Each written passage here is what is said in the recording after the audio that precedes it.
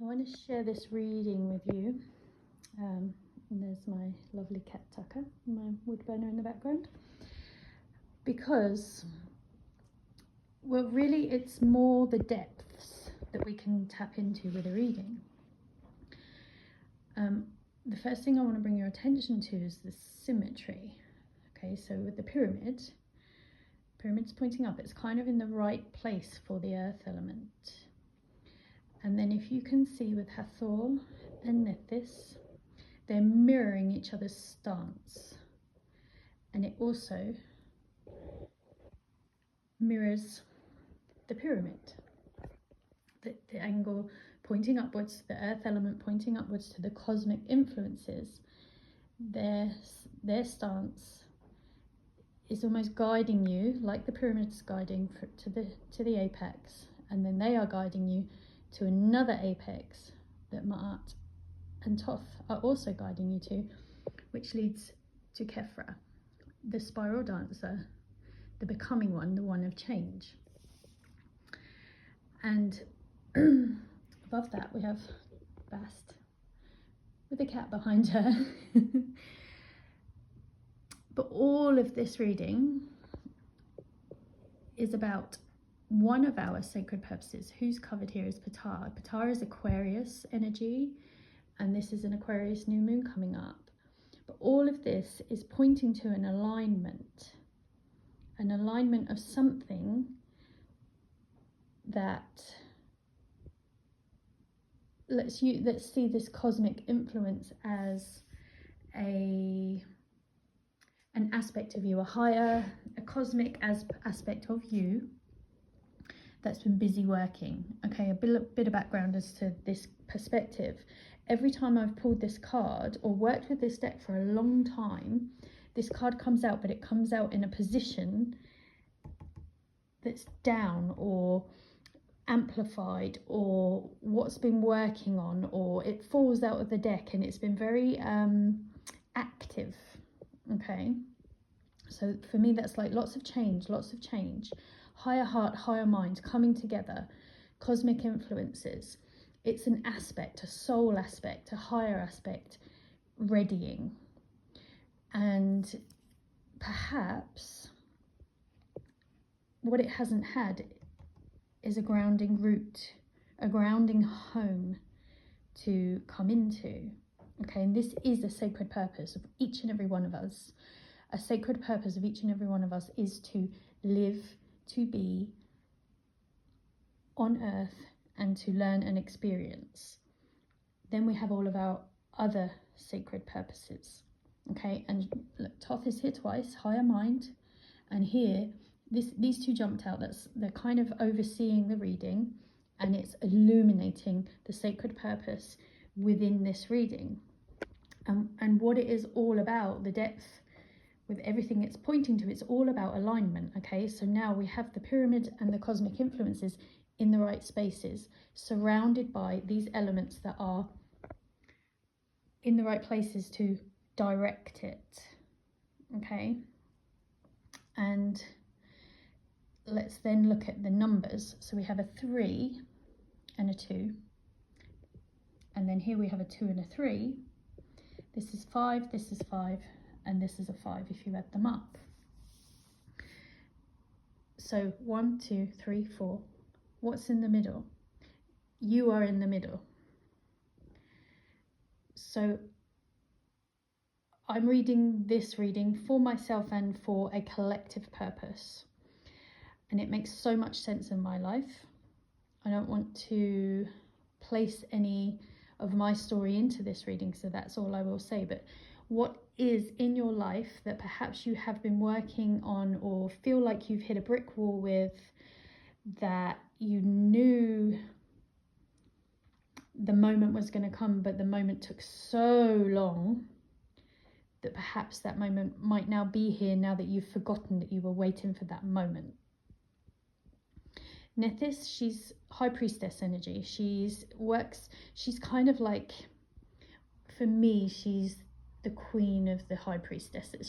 She's the teacher of the mysteries. she's mystical, she's intuition, but she's illusion, she's hidden. There's nothing dark about her other than she does what she does, and she's happy that no one sees her, because she trusts and she knows that what she does will get where it needs to be and where it needs to go in divine timing. And then Hathor, similar to Isis, who is Nethys' twin sister, Hathor is kind of more related to the earth.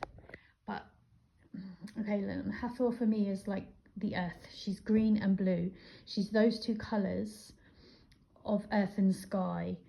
The sky being the blue, but like the Milky Way, the celestial sky, the sky mother. Okay, so what Hathor is in a comparison to Nethys is she's seen. She's in the earth world. She's represented by the animals. She's usually represented in her cow form, but a lot of the time with Hathor you'll see connections to insects, especially bees. Kepha is there on the chalice, and she is with her sistrum with sound. She is bringing forth the magic that Nethys has been helping and knowing is coming. She is placing it in the chalice, and Hathor is the one that Nethys knows will receive the magic, the wisdom, and Hathor is the one that brings it through into the world, in a sense. And all of this has had to be aligned. The earth has had to be open, receptive, or you have had to be open, receptive. Maybe you've needed to root, ground, feel safe in your home, feel safe in a space where you can express this and bring it through to this. And this is what the cosmic influences have been doing. Okay, so it's almost like what has aligned, funnily enough, after a planetary alignment, just before a new moon in Aquarius, which is Ptah, speaking everything into being. And with the Chinese New Year, the year of a snake, this earth energy has had to feel uprooted until this moment, because she's been doing her work, and she's been doing her work, and they've been doing their work, and you've been doing your work, but you've been kind of oblivious to it because it's been on such a soul level. But all of these beautiful beings are telling us that the time is now, something is aligned. So root in, find your earth, find your safety, your security in your home. Touch in with your high priestess. There's another cat. Allow it to move through your body. This is another thing you can connect with Hathor with, is your body. Okay, so this and this is connected. Feeling safe in your body. Hathor, a bit like Bast as well, there's this sensuality to be okay with your body. When we are doing this work of soul aspects, cosmic work, it can feel very unknown to us, and that can create a sense of feeling unsafe in our bodies. But we won't go, oh, I feel unsafe in my body. We'll go, I feel really uncomfortable. I feel a bit fearful. I feel anxious.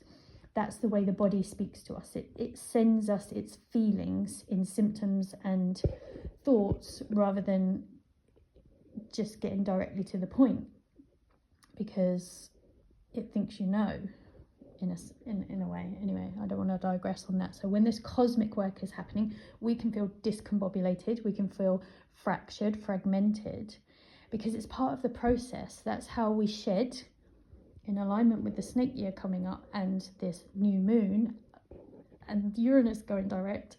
Watch my last video if you don't know what I'm talking about with that, Wajet. And this alignment, okay, so when we're rooted into our being, it's imagining that when you're rooted into your being, you are allowing your energy to feel safe in your body, your soul to feel safe in your body, and from that, your cosmic influence plants its seed all the way down, and then it fuses with your energy, this new aspect of you, and it rises up. And that's what all of this is showing you have been doing.